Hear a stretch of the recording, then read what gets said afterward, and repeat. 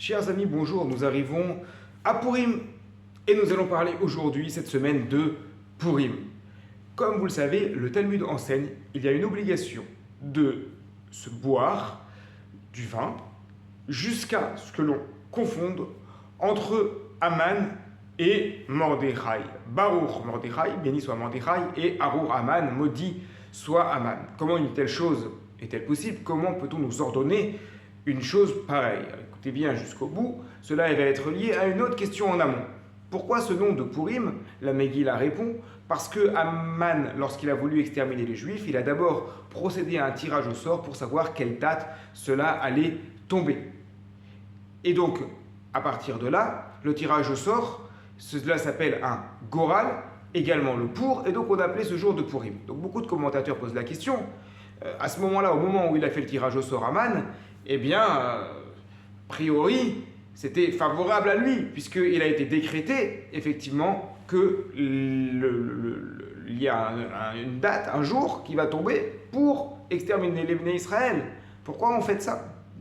Alors, le Divrei Yoel répond avec la Gemara, quand est-ce qu'on parle d'un tirage au sort dans la Torah? Au moment de Yom Kippour. À Yom Kippour, il y avait deux boucs. Il y avait un bouc qui était pour Hachem, un bouc qui était pour Azazel, qui portait tous les péchés du peuple d'Israël. Et le Kohen Gadol, le grand prêtre, devait faire un tirage au sort.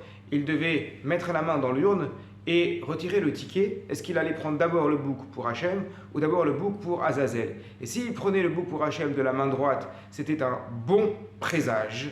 Et il se trouvait que dès qu'Israël était méritant, comme à l'époque de Shimon HaTzadik, nous dit le Talmud, eh bien, à chaque fois, le Kohen Gadol, lorsqu'il mettait la main dans l'urne, il prenait le ticket du bouc pour Hachem, le bouc pour Hachem. Mais c'est exactement pareil à Purim. C'est-à-dire que dès qu'Israël est méritant, le tirage au sort, quel qu'il soit, même si c'est Aman qui l'a provoqué, au final, il est toujours pour Hachem et toujours favorable au Bnei Israël. C'est ça l'idée de Purim, c'est que même ce qui a été provoqué pour notre mal, grâce à notre teshuva, grâce à notre mérite, nous avons réussi à l'inverser. Et ainsi, le tirage au sort dépend complètement de notre mérite et complètement d'Akadosh Baruch Hu. Mais également, il y a une idée dans ce parallèle, c'est que les deux boucs, nous dit le Midrash, le bouc pour Hachem, c'est Mordechai, le bouc pour Azazel, c'est Aman.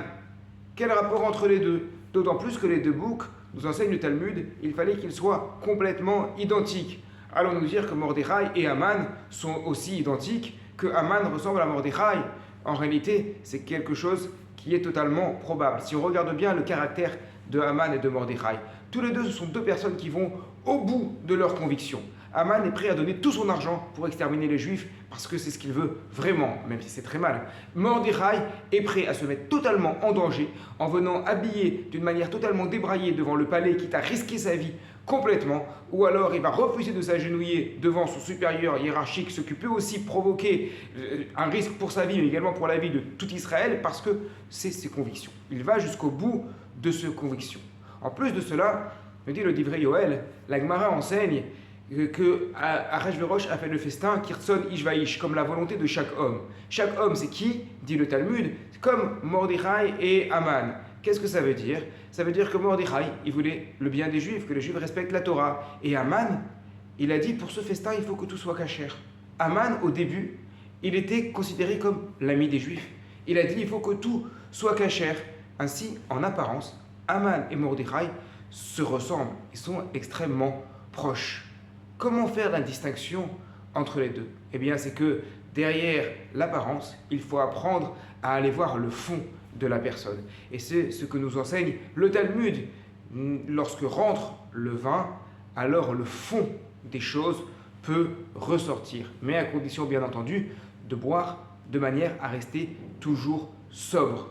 Effectivement, lorsqu'on dit jusqu'à confondre, ça ne veut pas dire qu'il faut vraiment confondre. Ça veut dire qu'il faut arriver jusqu'au stade où on a encore le discernement pour bien comprendre, pour bien aller au fond des choses et savoir qui est Mordechai, qui est Aman, qui est l'ami des Juifs, qui ne l'est pas, qui veut nous aider, nous pousser dans nos vies à respecter la Torah, et qui, à l'inverse, veut nous écarter de la Torah, même s'il prend la figure et l'habit d'un ami. Voilà notre travail à Purim, distinguer entre Mordechai et Aman, et ce n'est pas finalement si simple que ça.